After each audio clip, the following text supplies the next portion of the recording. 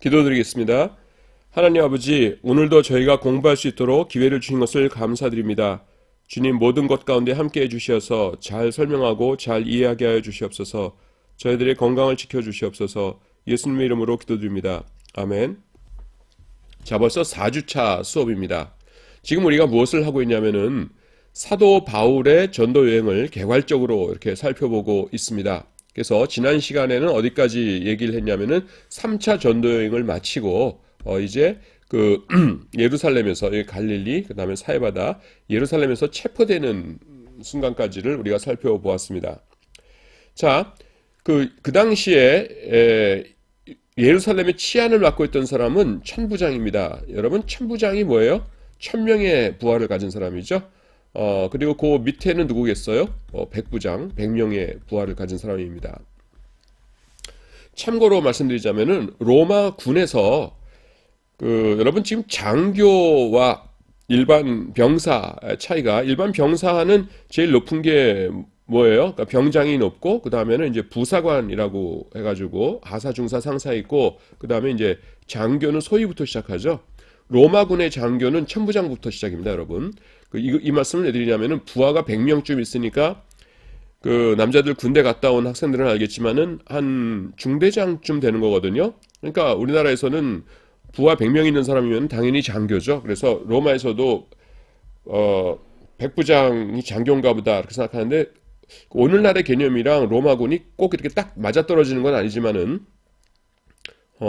장교 개념은 천부장부터입니다. 이게 무슨 말이냐면은 백부장은요, 어떤 사람이 가냐면은 로마 사람들이 보통 군대 가는 거가 18살 조금 지나면 이제 가기 시작하는데, 가가지고서는 제일 그 말단부터 시작하죠. 그래서 이렇게 하다가 위에 사람 눈에 들거나 사람들이 막 추천하거나 그러면은 이제 백부장이 오르는 겁니다. 그러니까 이 백부장은 뭐냐면은 우리나라 따지면 2등병부터 시작한 사람이에요. 그래서 2등병부터 시작을 해가지고서는 백부장이 오르는 거니까, 오늘날로 말하면 주임 상사, 상사, 하여튼 그 정도 되는 계급이라고 생각하시면 되겠습니다. 그리고 천부장은 뭐냐면은 이제 왕족이라든가 귀족이라든가 그 원로원 의원이라든가 이렇게 고위층이 있어요. 그러면은 이 사람 아들들이 18살도 되기 전에 어디로 가냐면은 이 사람들이 이제 고위층들이니까, 최고 엘리트들이니까 군대 장군 중에서도 최고 엘리트가 있을 거 아닙니까? 자기 친구들. 그러면은 내 아들 좀 교육 좀 시켜주게 이렇게 하는 거예요. 그럼 알았네 해가지고서는 너 이리 와봐라. 아버지랑 나랑 옛날부터 친했거든. 그러면서 예, 잘 부탁드립니다. 이렇게 하는 거예요. 그러면은 요 애들이 10대 후반 애들이 무슨 일을 하냐면은 사령관 막사가 이렇게 있죠. 그리고 사령관이 이제 있고, 그 다음에는 여기서 이제 그 장군들이 다 이렇게 여기다 지도 펼쳐놓고서 회의를 합니다. 내일 어떻게 싸울까? 보병을 앞세울까? 기병을 앞세울까? 막 싸우면은 이 젊은 애들이 뒤에 옆에 이렇게 쫙 서가지고서는, 뒷짐지고 딱 서가지고서는 아무 소리도 못하고 그냥 이걸 참관하는 거예요. 따라다니면서. 그래가지고서는 군대에서는 질서가 이렇게 되고, 그 다음에 작전은 이렇게 세우는 거고, 이런 거구나 하는 것을 몇 년을 전쟁터를 따라다니면서 이걸 배우는 겁니다. 그냥 이 아이들은 지네들이 직접 칼 갖고 나가서 싸우는 건 아니고, 그 세월을 이제 지난 다음에 일정한 나이가 되었다. 이제는 이 사람들이 판단할 때에 내 아들도 이제는 현역군으로 뛸 때가 되었다라고 하면은, 이제는 내 아들도 군대에서 일하게 해주게. 그러면 알았네 하면서 제일 처음에 임명하는 게 천부장이에요. 그래서 지금은 아이고 그거는 참 불합리하다 하지만은 그 옛날은 그런 시대였죠. 예. 그래서 육군사관학교나 이런 것이 따로 있는 것이 아니라요, 그냥 이렇게 따라다니면서 배웠어요. 그래서 따라다니면서 배운 사람들이 제일 처음 얻은 직분이 이 천부장이었습니다. 아주 고위층, 황제의 아들이다 이럴 경우에는 이것보다 더 높았고요. 천부장 중에서 이렇게 망토가 있는데 망토 색깔 같은 거가 좀 달랐습니다. 하여튼 천부장이라는 거가 로마 군대에서 어떤 위치를 차지하고 있는가 하는 것을 제가 좀 설명을 드리고 싶어서 좀 설명을 드렸습니다. 여학생들은 아유 재미없어요 그럴 테고, 남학생들은 그런 얘기 좀 더 해주세요 이럴 때고 그럴 것 같아요. 자, 천부장이 이제 체포한 다음에 그 다음에 어떻습니까? 보니까 죄가 있어요 없어요? 없는 거예요. 그 다음날, 이제 체포한 다음날, 사내들이는 소집하고, 그 다음에 사내들인 앞에서 이렇게 변론해 봐라 그랬더니만은 맨날 오가는 대화가 뭐 예수님 부활하셨다 뭐 그게 말이 되냐 이러면서 이런 거 싸우고 있거든요. 그러니까 로마 입장에서는 이게 뭐야 도대체 자기들끼리 뭐 종교 싸움 하는 거구만 이렇게 되는 거예요. 근데 이제 하도 험악하게 하니까 아유 내가 여기서 이 사람 다루고 있다가 내가 불이익 당할 게 뭐람 그냥 그 총독께 보내야지 해가지고서는 총독에게 보냅니다. 총독은 어디 있어요? 예, 가이사랴에. 여러분 그 총독은 평상시에는 가이사랴에 있다고 했어요. 그리고 언제만 예루살렘에 옵니까? 예, 그 3대 절기 때. 3대 절기 때 왜 와요? 이게 6월절, 이제 오순절, 초막절이죠. 3대 절기 때 여기 왜 와요? 왜냐하면은 그때 유대인들이 엄청나게 숫자가 많아지니까 반란 일으킬까봐 정규군을 이끌고 여기 와서 이제 지키는 겁니다. 그러다가 이 절기 끝나고 나면은 다시 가이사랴로 오는 거예요. 가이사랴가 훨씬 쾌적하고 그랬으니까. 그래서 이제 총독은 원래는 가이사랴에 있었어요. 근데 우리가 로마 총독은 예루살렘에 있을 거다라고 생각하는 게 왜 그러냐면은 마태, 마가, 누가, 요한복음 보시면은 거기서 그 당시에 총독이었던 빌라도가 어디 있어요? 예루살렘에 있거든요. 그러니까 총독이니까 수도인 예루살렘에 있는 게 당연하지 이렇게 생각해요. 근데 그거 아니에요. 빌라도가 왜 거기 있었냐 하면은 그때가 무슨 절기였어요? 예수님 재판 받으실 때가 6월절이었어요. 그러니까 특별히 와 있었던 거지 원래 계속 거기 있었던 것이 아닙니다. 그래서 이제 가이사랴로 이제 압송이 됩니다. 그때 총독이 누구였냐면은 벨릭스라는 사람이었어요. 벨릭스. 그래서 벨릭스 앞에서 이제 재판을 받고 막 하는데 그 유대인들이 와가지고서는 막 그 소송을 하고 막 그러는데 이제 로마 법에 따르자면은 뭐 누구를 그 처벌하려고 그러면은 확실한 이게 있어야 되잖아요. 그 무슨 그 법에 정해져 있는 죄를 져야 되거든요. 그래서 이제 구성 요건을 충족해야 된다. 뭐 요즘 말로 따지면 이런 건데 구성 요건 충족성을 충족해야지만은 이 사람이 죄인이다 이렇게 할 수 있는 건데 뭐 부활이 있다고 합니다. 뭐 저기 사도 바울은 왜 부활이 없습니까? 뭐 이러면서 이런 것 가지고들 야단하니까 로마 입장에서는 이거 뭐야 하면서 이제 황당한 것이죠. 그런데 그냥 풀어 놓아주자니 놓아줬다가는 그 맞아 죽을 것 같고 로마 시민권자니까 보호하지 않았다 이렇게 또 추궁이 될 수가 있거든요. 또 그 무죄다 하면서 풀어 놓아주면은 유대인들이 또 이렇게 당신이 어떻게 그럴 수가 있냐 하면서 로마 황제한테 투서라도 하고 그러면 안 좋은 거예요. 그러니까 이러지도 저러지도 못하고 그냥 오늘날로 말하면 가택연금 비슷한 거를 합니다. 그냥 거기서 이제 그 두는데 그렇게 뭐 죄인 취급하는 건 아니고 그렇게 해요. 그러면서 몇 년이 흘러갑니다. 2년의 세월이 흘러가요. 여러분 우리는 이렇게 생각합니다. 뭐냐면은 아깝게 정말로 그 안타깝게도 2년 동안이나 이 그 쓸데없이 감옥 생활을 하셨구나 이렇게 생각하는데요. 요걸 좀 알아두시기 바랍니다. 로마 법에도 그랬고요. 그 다음에 우리나라 제가 뭐 고려시대까지는 모르겠고 조선시대 법까지는 그 몇 년형이라고 하는 징역형이라는 게 없어요. 로마 시대 때도 그랬고. 그래서 로마 시대 때나 조선 시대 때나 그 형벌을 받는다고 하면은 죽이거나 아니면 뭐 손발을 자르거나 아니면은 뭐 매를 몇 대를 때리거나 이렇게 해야 죄인 벌 받았다 하는 거지. 그냥 아무 그런 그 육체적인 해를 입히지 않은 채로 그냥 감옥 안에 고의 그냥 그냥 이렇게 준비 상태로만 놔뒀다라고 하면은 우리는 그게 징역이다 이렇게 생각하는데요. 감옥에 갇힌 거다 이렇게 생각하는데 로마의 입장에서는 아직 아무 벌도 주지 않은 겁니다. 그러니까 사도 바울이 2년 동안 징역형을 받은 게 아니에요. 그냥 아무 벌도 받지 않고 2년이 흐른 겁니다. 또 여기서 이걸 뒤집어 말하면은 뭐냐면은 로마 입장에서는 2년 동안 지금 가둬놓은 거가 지금 이 사도 바울에게 형벌을 주고 있는 것이 아니에요. 형벌하고는 아무 상관없이 그냥 시간이 흘러가고 있는 겁니다. 그러니까 우리가 성경에 보시면은 친족이나 그 친구들이 이렇게 수종드는 것을 금하지 않았다 그렇게 했잖아요. 그러니까 와 엄청나게 특권 줬나 보다 이렇게 생각할 수 있는데 로마 입장에서는 별로 특권 준 게 아니에요 지금. 왜냐하면은 지금 벌 받고 있는 게 아니니까 죄인이어야지 뭘 구속을 하죠. 그냥 풀어주진 않았지만은 그렇다고 진짜로 벌 받고 있는 것도 아니었어요. 여러분 조선시대 때 사극 보십시오. 뭐 원님이나 임금님이 어떤 죄인 보고서는 저놈을 3년 동안 감옥에서 지내게 하거라 이런 형벌 내리는 거 봤습니까? 뭐 죽이거나 때리거나 이러죠. 우리나라의 이제 조선시대 때 최고 법전이 경국대전이었거든요. 경국대전. 예, 성종 임금 때 이제 나타납니다. 성종의 성자가 이룰 성자죠. 그래서 조선의 기틀이 그분 때에 다 이루어졌다 해서 그러니까 성종이라고 부른다고 그래요. 그래서 경국대전에 보면은 이제 법률들이 쭉 있는데 그 징역형이라는 건 없어요.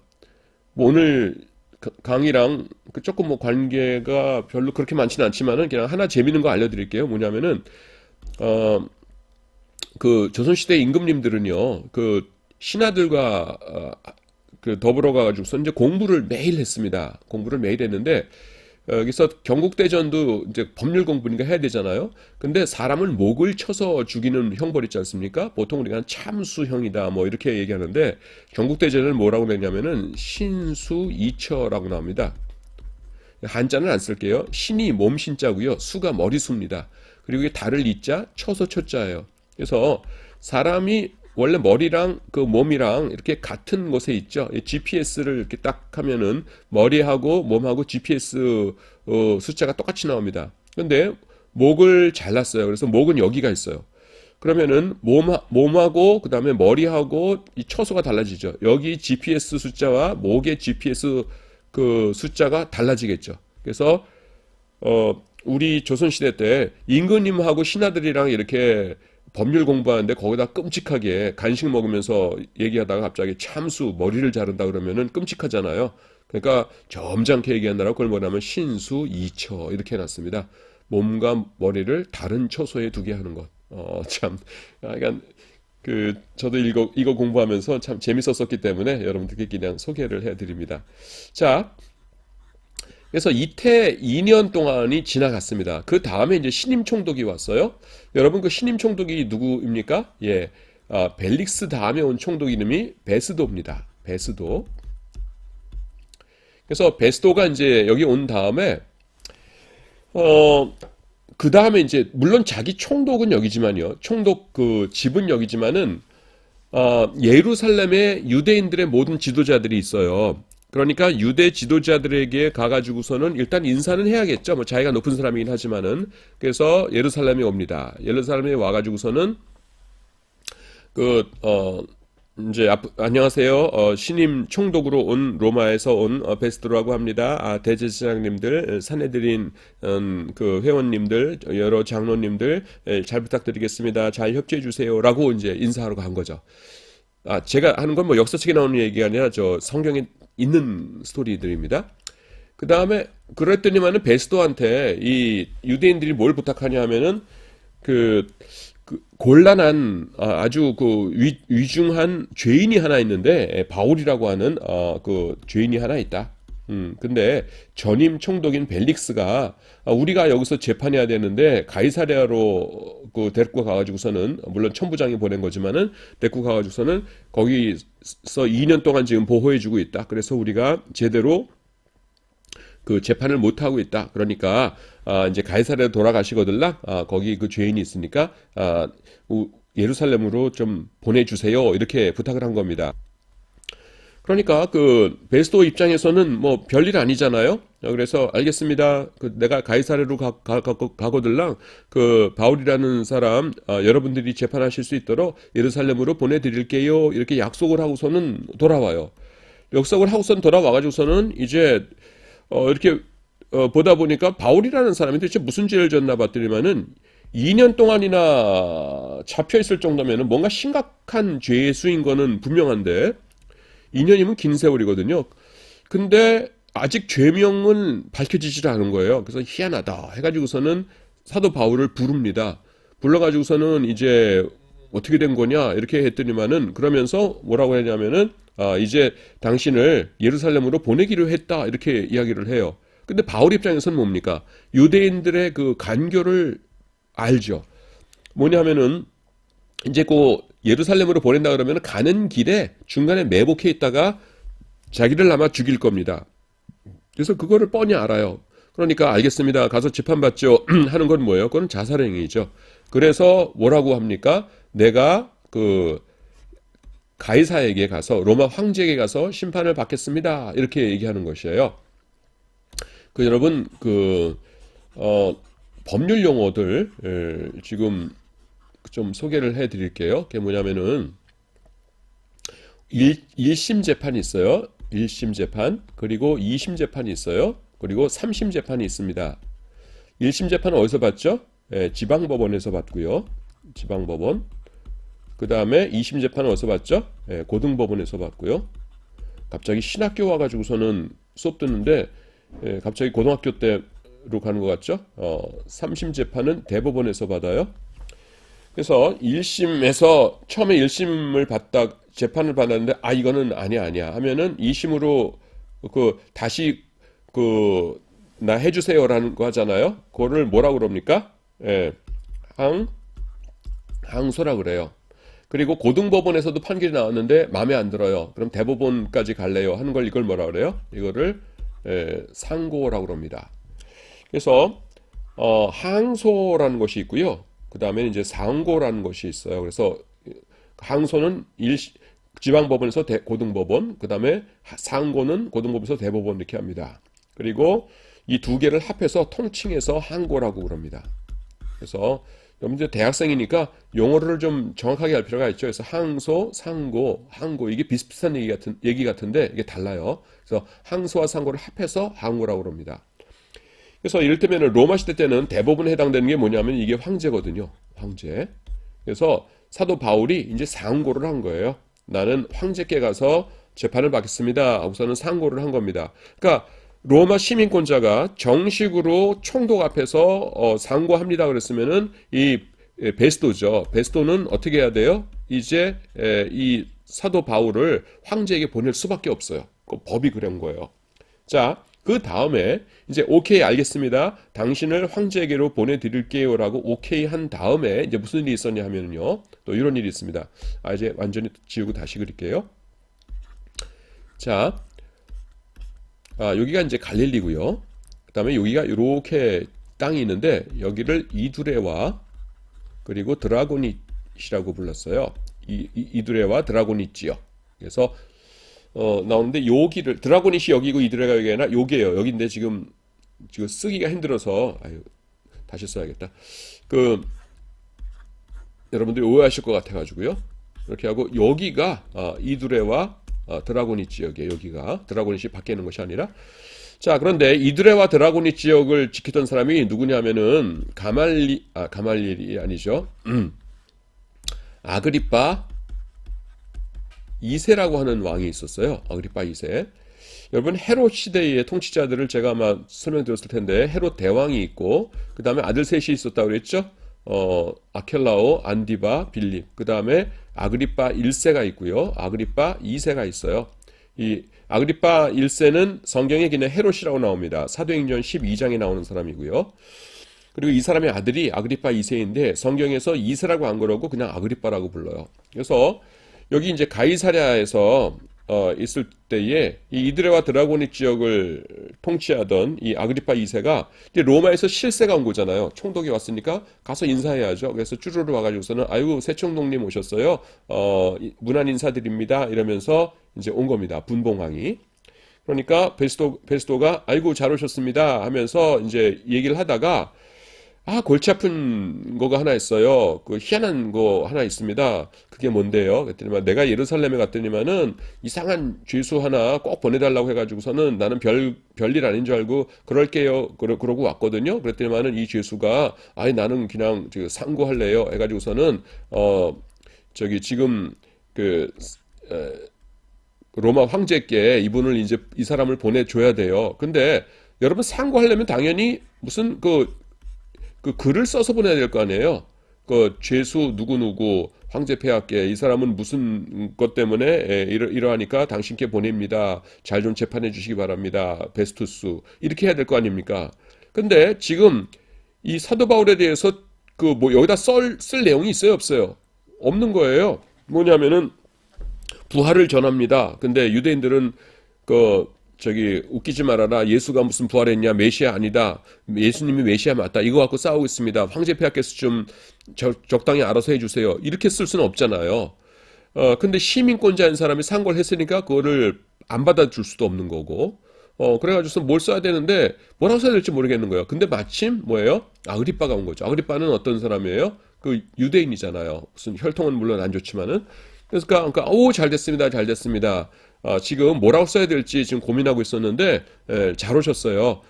한번 좀 알아봐 주세요. 그런 겁니다. 그래서 이제 이 아그리빠 2세 앞에서 재판을 열죠. 사도행전 25장에 등장합니다. 그래서 등장을 해가지고서는 막 예수님을 전하니까 그 아그리빠가 뭐라고 합니까? 아이고 이거는 저 총독님 이 사람이 그 저기 상고만 안 했으면은 그 놔줄 수도 있는 사람이에요. 이건 별거 아닌데 괜히 이랬군요. 이렇게 된 겁니다. 그래가지고 이제 사도 바울이 이제 주 예수의 몸으로 배를 타고 로마로 가게 되죠.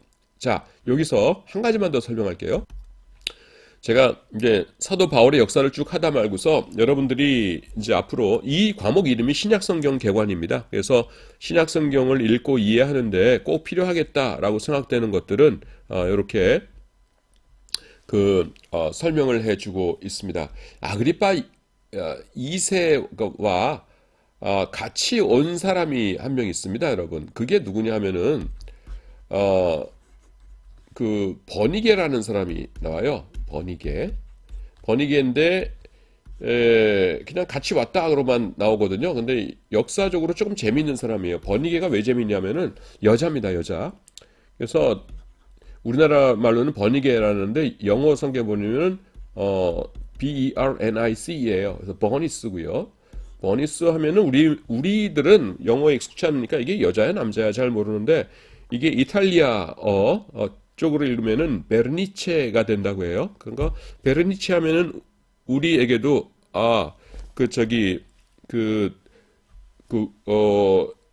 여자구나 하는 거가 딱 와닿죠. 베르니체 그러니까 그 여자인데 그래서 어쩌다고 여자랑 뭐 같이 올 수 있잖아요. 그렇게 하는데 이 버니게가요. 그 아그리빠의 시스터입니다. 시스터 누이예요. 누이면서 뭐냐면은 그때 동거하고 있던 부인이에요. 와이프였습니다. 그러니까 우리는 굉장히 징그럽죠. 남매가 같이 산다?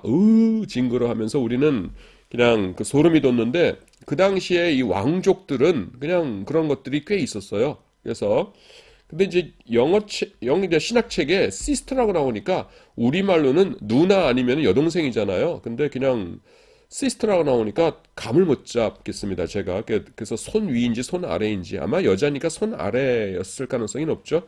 하여튼 성경에서 이게 성경에 안 나오는 사람이면 제가 설명을 안 드리는데 성경에 나오는 사람이기 때문에 이제 설명을 드립니다. 그래서 버니게라는 사람 보시거든 여자이고 그 다음에 아그리빠의 동생이면서 그냥 동생이라고 쳐요. 여동생이면서 그 같이 살았던 부인처럼 같이 살았던 사람이다. 이렇게 생각을 해 주시기 바랍니다. 자, 그래서 이제 그 로마가 이렇게 있고요. 로마가 있고 아드리아해가 있고 여기 그리스가 있고 여기 터키가 이렇게 있고요. 그다음에 이렇게 있어요. 그래서 여기서 해가지고서는 여기 이제 구브로 섬이 있고 섬인데 이렇게 우여곡절 끝에 이제 여기서 출발이죠. 출발해가지고서는 자, 출발점을 잘못 잡았어요.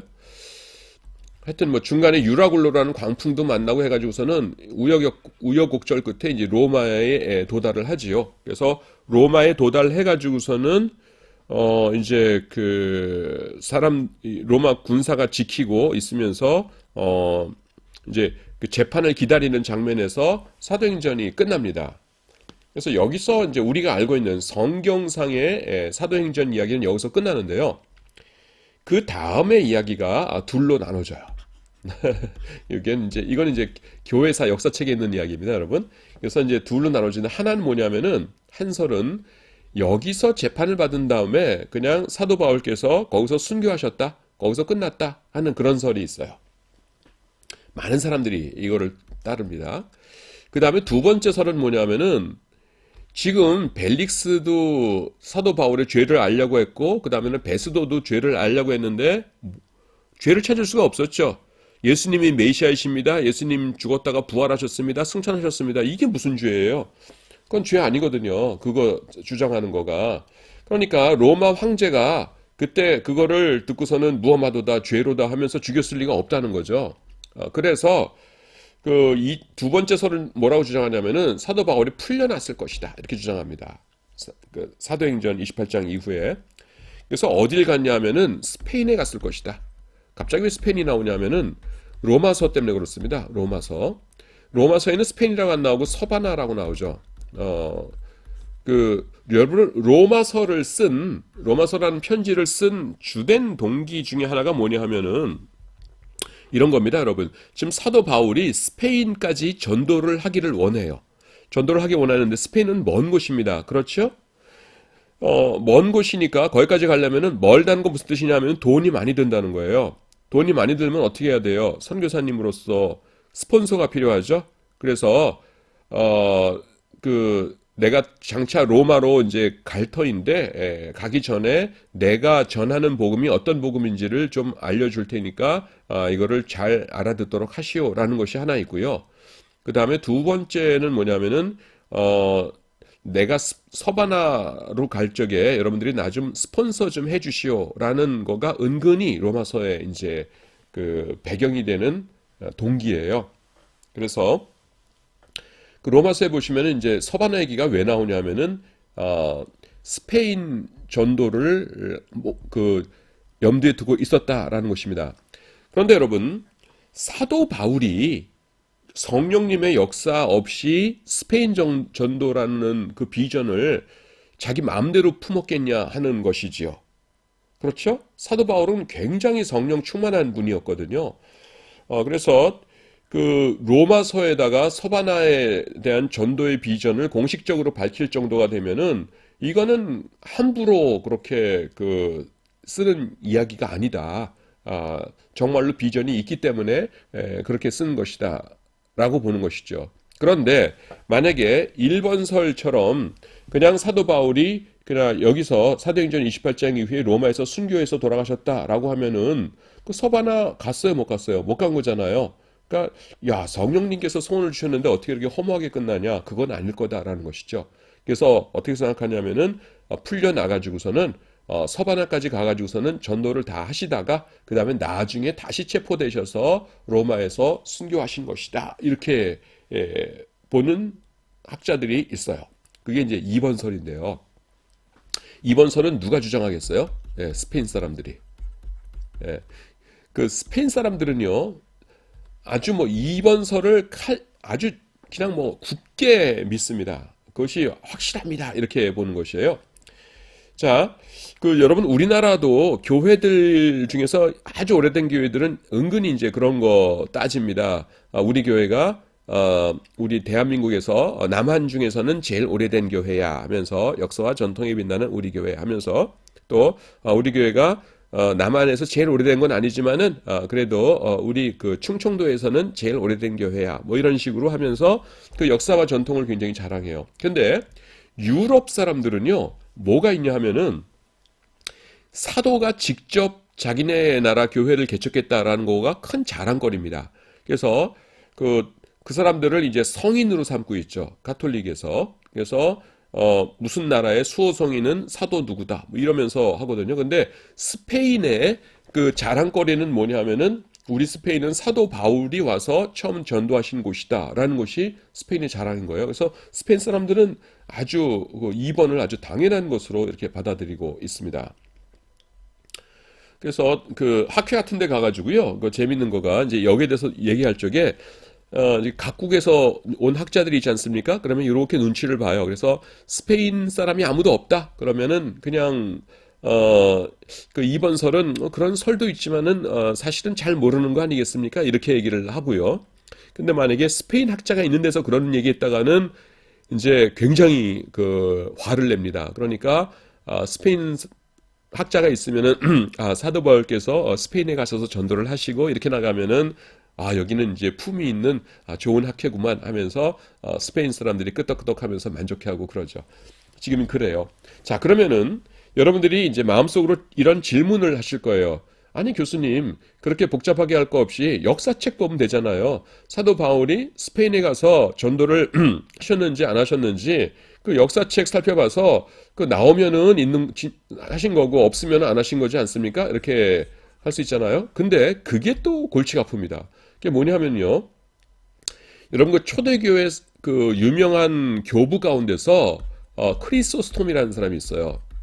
지금 1학년들은 아마 처음 들을 거고 아마 그 약간 신학 공부를 몇 년 한 사람들은 이제 그 많이 들어봤을 텐데 영어로는 이제 크리소스톰이라고 그러고 라틴어 이름으로는 크리소스토무스죠. 굉장히 유명한 사람입니다. 이 사람의 그 별명이 뭐냐면은 골드 마우스예요. 마우스.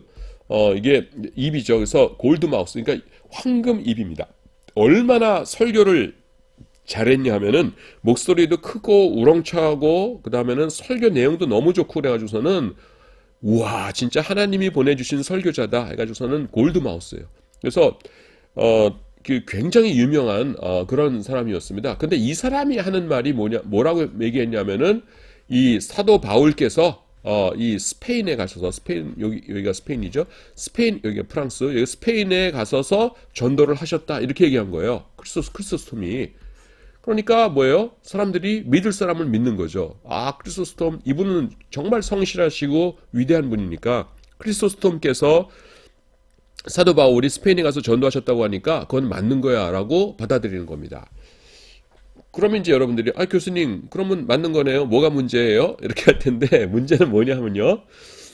딱 요 사람만 그래요. 이게 뭐냐면 우리가 알고 있는 초대교회 교부들 많잖아요. 여러분 누구 있어요? 이를테면 뭐 떠오르는 게 순교자 폴리갑, 또 이레네우스 뭐 또 있고요. 그 다음에 뭐 클레멘트라고도 하고 클레멘트 뭐 교부들 뭐 쭉쭉쭉쭉 나오죠.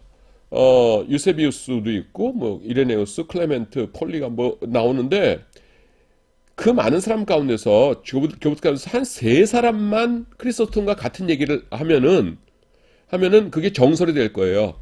사도 바울이 스페인 가서 전도하셨다. 이게 근데 달랑 한 사람만 그러고요. 나머지 사람들은 그러니까 거기에 대한 언급이 없어요. 뭐 스페인에 안 갔다 그러는 건 아니지만 약간 언급이 없어요. 그러니까 지금 그 후대에 우리가 판단하기가 참 애매한 겁니다. 기라성 같은 교부들 가운데서 초대교회 교부들 가운데서 한 세 사람만 사도 바울이 스페인 가서 전도하셨다 그러면은 정설로 그게 맞다 이럴 텐데 달랑 딱 한 사람이에요.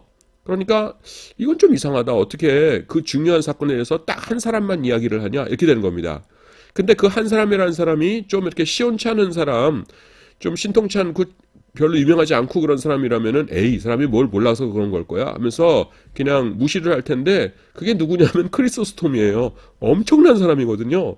그러니까 엄청난 사람 딱 한 사람이 그 얘기를 하고 그러니까 아까 말한 2번서를 얘기하고 나머지 사람은 아무 얘기를 안 하고 있으니까 지금 사람들은 그냥 그 판단 보류입니다. 아이 잘 모르겠다 이렇게 되는 겁니다.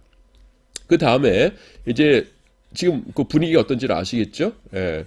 또 비슷한 게 뭐냐면은 그런 게 있어요. 뭐냐면은 인도는 이제 도마가 선교했다 그러거든요. 그래서 인도 사람들은 사도 도마가 오셔가지고 선도했다는 걸 아주 그 100% 사실로 받아들이는데 나머지 사람들 이제 의심하는 사람도 있고 그렇죠. 하여튼 뭐 그렇습니다. 그래서 사도 바울이 제일 마지막에 이제 순교를 하시는데요.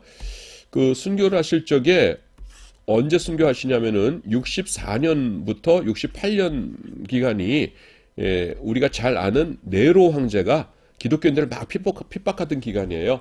그래서 요 기간 중에 사도 바울이 이제 순교하셨다 이렇게 우리가 알고 있습니다. 아유 또 이건 좀 끔찍한 그림을 그려야 되는데 저도 뭐 그리기 싫지만은 그냥 공부 시간이니까 어쩌겠어요. 사도 바울은 참수형을 당하셨습니다, 여러분.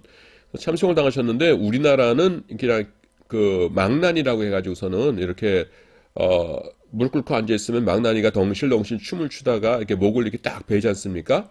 근데 그 로마에서는요 지금 어떻게 목을 베냐면은 이제 사람이 이 얼굴이 이렇게 있어요. 사람이 어떻게 생겼나? 이렇게 생겼다고 치고요. 이렇게 그러고 목을 이렇게 있어요. 어, 사람이 이렇게 있고 여기 입이에요. 아이고 되게 사람 비슷하게 생겼네요. 이렇게 있으면은 그 죄수를요 이렇게 그 동그란 기둥이 있어요. 이 기둥에다가 이렇게 데려갑니다. 이게 돌이에요. 그 매끈한 기둥이에요. 그 다음에 이렇게 목을 가까이 대놓고서는 이 뒤에서 이제 그 도끼로 이렇게 딱 쳐가지고서는 이렇게 잘라서 어, 저기를 합니다. 그래서 지금 뭐가 발견됐냐 하면은 요 돌이 발견됐어요. 여기 이제 도끼 자국이 막 있죠. 그래서 로마에서 사람을 죽일 때 사용하던 요 돌 기둥이 발견되었습니다. 그래서 여러분들 지금 로마 가보시면은 이거 볼 수가 있어요. 그리고 전설에 따르자면 어떻게 합니까? 목이 떨어져 가지고서는 바닥에 한 번, 두 번, 세 번 이렇게 사도 바울의 목이 이제 바닥에 떨어졌다고 하고요. 여기서 떨어지는 때마다 콸콸콸콸 샘물이 이렇게 솟았다 이렇게 나옵니다. 그래서 샘이 솟았다 이렇게 나오는데 그때 진짜 그 샘이 솟은 건지는 모르지만은 지금 그 로마 가보시면은요, 요 목을 자른 터 위에 이렇게 샘물 물이 흐르는 것, 그거는 여러분들이 구경하실 수가 있습니다.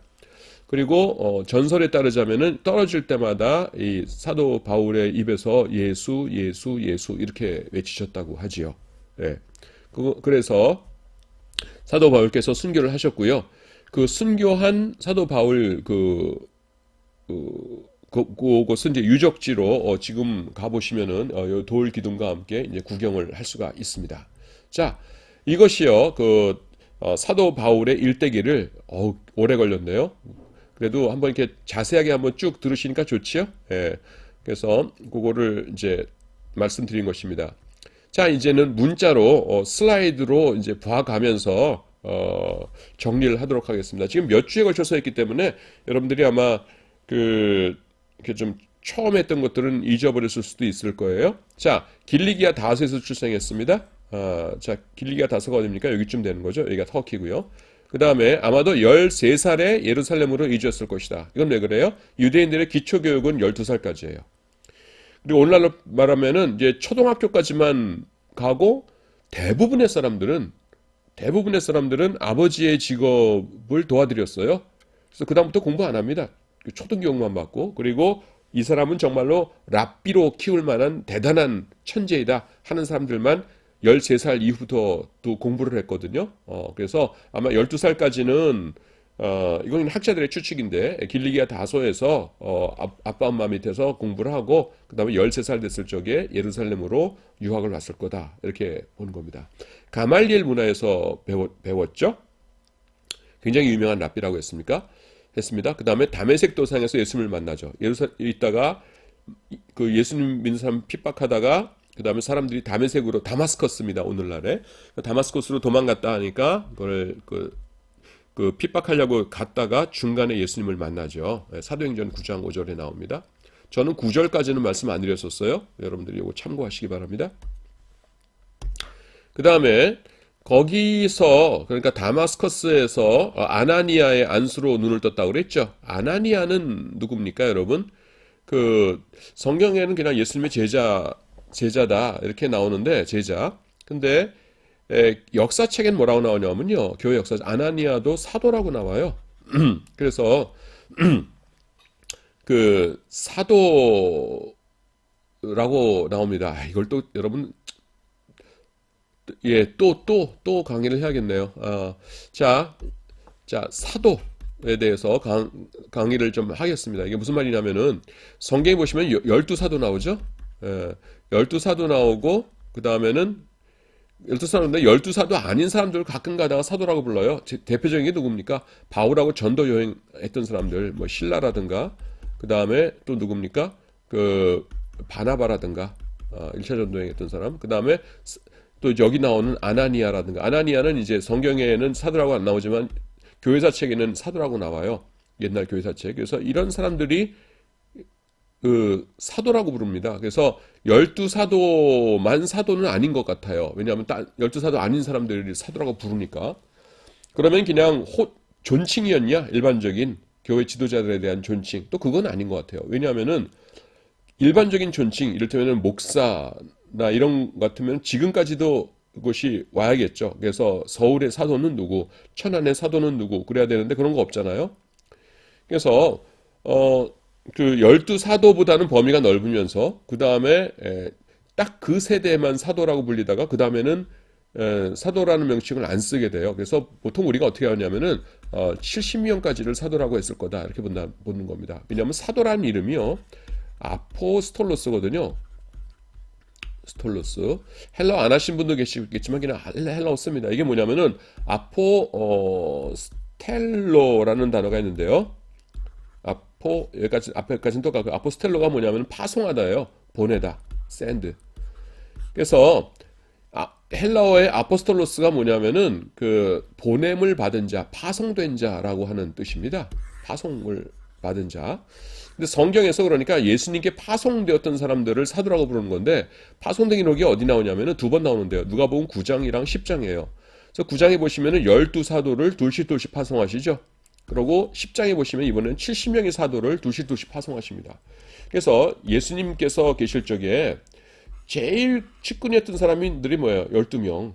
그 다음 사람들이 예수님을 늘 따라다니지만은 그 숙식까지를 같이 하고 그랬던 사람들이 한 70명 있었을 것이다 보고 나머지 사람들이 이제 따르는 무리 이렇게 본다는 것이죠. 그래서 요 70명을 요때에 누가복음 10장에서 둘씩 하셨는데 그래서 이 사람까지를 아마 초대교회에서는 사도라고 불렀을 것이다 이렇게 본다는 것입니다. 그래서 실라나 바나바나 아나니아나 뭐 이런 사람들은 12사도 이 최측근 그룹에는 아니었지만은 70인에는 속했고 그렇기 때문에 누가복음 10장에서 파송을 당했고 그래서 이 사람들까지를 초대교회 사람들이 사도라고 불렀을 것이다. 우리가 그렇게 추측을 합니다. 추측을. 근데 제가 볼 적엔 맞는 추측 같아요. 그래서 여러분들께 소개시켜 드리는 겁니다. 예. 좀 진도를 나가겠어요? 자, 아나니아의 안수로 눈을 떴고요. 아나니아 설명하다가 지금 그렇게 오래 걸렸어요. 그 다음에 다메섹 전도를 하죠. 다마스커스에서 눈을 뜨자마자 예수님 믿으셔야 됩니다 하면서 전도를 하는 것이에요. 그 다음에 예루살렘으로 돌아왔죠. 이렇게 예루살렘으로 돌아왔죠. 왔는데 사도들이 환영을 해요, 안 해요? 안 하죠. 조금 전에 떠날 때만 해도 예수님 믿는 사람 잡아 죽였던 사람인데 나 예수님 만났어요. 그 다음에 돌아오니까 그걸 누가 믿어요? 그래서 환영을 받지 못했습니다. 그때 누가 중재를 줍니까? 바나바의 중재로 사도들을 만났습니다. 그 다음에 성전 환상이라고 성경이 나오는데 성전 환상을 통해서 이방인의 사도로 이제 부름을 받아요.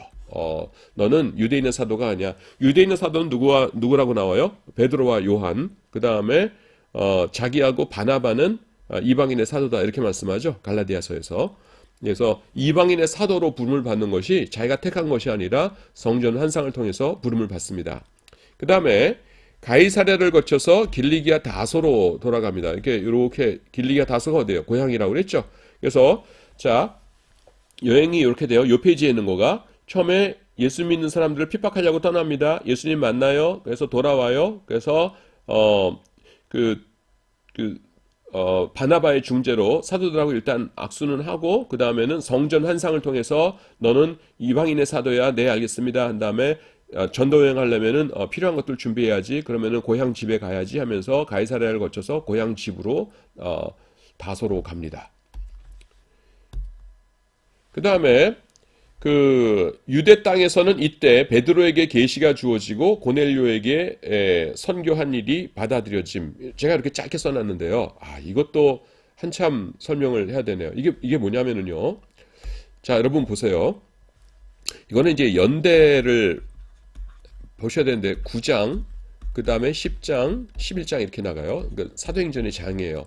근데 9장에서 무슨 사건이 발생하냐면은 다메섹 사건이 발생합니다. 여러분 다메섹 사건이 뭐예요? 사도 바울이 예수님 만난 사건이죠. 그리고 여러분 10장에 보시면은 무슨 사건이 나옵니까? 10장에 보시면은요 무슨 사건이 나오냐면은 베드로가 환상을 봐요. 환상을 보는데 기도 시간에 환상을 보는데 이 네 개를 이렇게 묶은 보자기 가운데에 보자기가 기도 시간에 이렇게 쭉 내려오죠. 하늘에서 쭉쭉쭉 내려와요. 내려와서 잡아먹으라라고 봤더니만은 안에 뭐 돼지 뭐 이런 것들이 있는 거예요. 못 먹는 것들, 뭐 그다음에 오징어 뭐 이런 것들 유대인들이 못 먹는 거예요. 그러니까 베드로가 당연히 거절하죠. 난 부정한 거 먹어본 적도 없고 못 먹습니다. 그러니까 그 다음에 뭐라고 말씀하십니까? 하나님께서 정결하게 하신 것을 네가 부정하다고 하지 말아라 그러시죠. 그래서 뭔 소리야? 그러고 있는데 그러니까 다시 올라가요. 그러다 조금 기도하고 있는데 다시 똑같은 거가 내려오죠. 그 다음에 잡아먹어라. 그 다음에 거절하니까 하나님께서 정한다고 하셨는데 네가 왜 그러니 그러시고 그게 아까 똑같은 거가 세 번이나 반복됩니다. 여러분 똑같은 일이 세 번 반복되면은 이 뭐가 있구나 하면서 마음에 들 거 아닙니까? 그때 누가 문을 똑똑똑똑똑 두드려요? 예, 백부장 고넬료에게서 온 사람들이 문을 두드리죠. 그래서 베드로가 뭔가 있구나 하고서는 고넬료에게로 갑니다. 고넬료에게로 가가지고서는 갔더니만은 뭐예요? 그 로마 백부장인데 이 백부장이 뭐예요? 완전히 엎드려서 절을 하잖아요. 아이고 오셨습니까 하면서. 그러니까 이 베드로가 얼마나 당황했겠어요? 그런 환대를 받아본 게 처음이죠.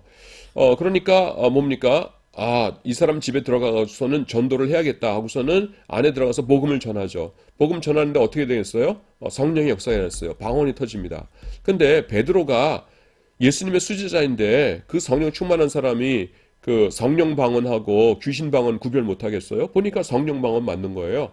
그래서 하나님께서 은사 주셨는데 내가 어떻게 그 세례 안 줄 수 있냐? 그래서 세례 주고서는 돌아왔어요. 자, 여러분 그런데 아, 사도 베드로님 단기 선교 다녀오셨네요. 고생 많으셨어요 하면서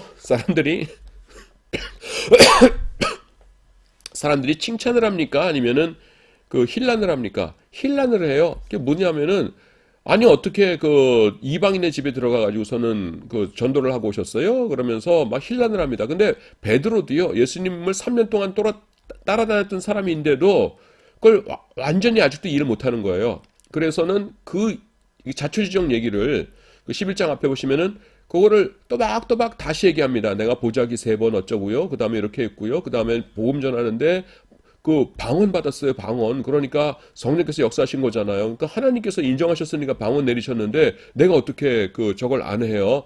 그러면은 그래서 내가 그 세례 주고 온 거죠. 그러니까 성도들이 진짜 방언 받았어요. 그거 희한하네. 어떻게 이방인도 예수님을 믿지? 이방인도 그 하나님의 백성 될 수 있는 거 맞아? 그러게 말이야. 그게 뭔 말인지 모르겠네. 그러면서 갸우뚱갸우뚱하면서 헤어졌다라는 것이 그 11장 앞에 등장해요. 여러분 기억나시죠? 지금 무슨 말씀 드리는 거냐 하면은 자, 사도행전 9장에서 사도 바울이 다메섹 도상에서 예수님 만났어요. 그 다음에 나중에 성전 환상을 통해서 이방인의 사도다라는 것을 그 사명을 받았어요. 사도 바울은요 대학자였어요. 그러니까 이방인의 사도라는 말씀이 떨어지니까 금방 알아차려요. 그래서 예 알겠습니다 하면서 그 신학적으로 머릿속으로 순간적으로 정리가 되는 겁니다. 왜냐하면 성경이 꽉 차 있었던 사람이니까 성경을 어떻게 그 프레임을 맞추느냐 하는 거가 문제인 것이지 그 지식 자체는 충만했거든요. 그러니까 그게 맞아 라고 하면서 난 이방인의 사도야 라는 거예요. 그런데 그 당시에 그 교회의 최고 수장이었던 베드로조차도 뭐예요? 이방인 전도할 준비되어 있었어요? 아니에요. 3번이나 거절했잖아요.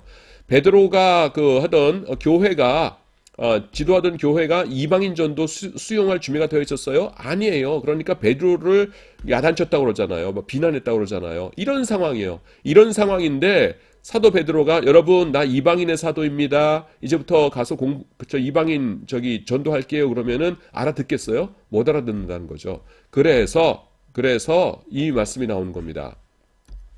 여기 보세요. 바울이 그래서 갈라디아서 1장 16절 17절 요 말씀이 중요해요. 보세요. 그의 아들을 이방에 전하기 위하여 그를 내 속에 나타내시기를 기뻐하셨을 때 이게 뭐냐면은 이방인 전도하기 위해서 그걸 주셨다는 거예요. 그 사명 주셨을 적에 내가 곧 혈육과 의논하지 아니하고 혈육이라는 건 뭐냐면은 일가 친척을 말하는 것이 아니라 유대인 동족을 말합니다. 혈육과 의논하지 않았다. 조금 전에 설명했죠. 같은 시기에 베드로 예수님의 수제자 중에 수제했던 베드로까지도 이방인 전도에 대한 이해가 없었어요. 그러니까 유대인들에 가서 나 이방인에게 전도하러 갑니다. 그러면 이해해요, 못해요? 못해요. 그러니까 혈육과 의논하지 아니하고 또 나보다 먼저 사도된 자들을 만나려고 다메섹으로 예루살렘으로 가지 아니하고 아라비아로 갔다가 다시 다메섹으로 돌아간노라. 그래서 바울의 행보가 어떻게 되는 거냐면은 지금 예루살렘에 있다가 성전 한 상을 통해서 이방인의 사도라는 말을 들어요. 다른 사람한테 아무한테도 얘기 안 해요. 얘기봤자 몰라요. 그러니까 다소에 가가지고서는 선교 준비한 다음에 그 다음에 이 아라비아라는 곳이 요 밑에 있는 그 아레타스 왕이 다스렸던 나바티아 공국을 말하거든요. 그래서 전도하고 그 다음에 하도 핍박을 하니까 다메섹으로 갔다라는 것입니다. 그것이 갈라디아서 1장 16절 17절이에요. 여러분 재밌죠? 집에서 혼자 읽을 적에는 이렇게 맞추는 거 잘 못하잖아요. 근데 대학교에 와가지고서는 신학교에 오니까 그 사도행전하고 갈라디아서 이런 거를 연결해 가면서 강의해주고 그러잖아요. 그러니까 여러분 재밌죠? 예. 자, 휴식 조금 했다가 다음 시간에 또 다시 공부하도록 하겠습니다.